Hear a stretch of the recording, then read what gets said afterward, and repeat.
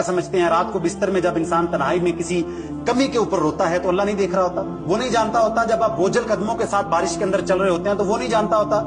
जो आपकी ख्वाहिशात पनप रही हैं दिल के अंदर, वो आपकी ख्वाहिशात को नहीं जानता?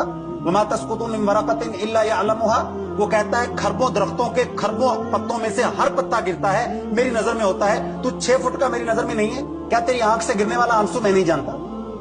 अगर वो पत्ता करवट ले, मुझसे पूछकर करवट लेता है, और तेरा आंसू जब तेरी गाल पर गिरता है मैं नहीं जानता? तूने कैसे गुमान कर लिया? मैं तेरी सिस्कियां ही तो सुनना चाहता हूं।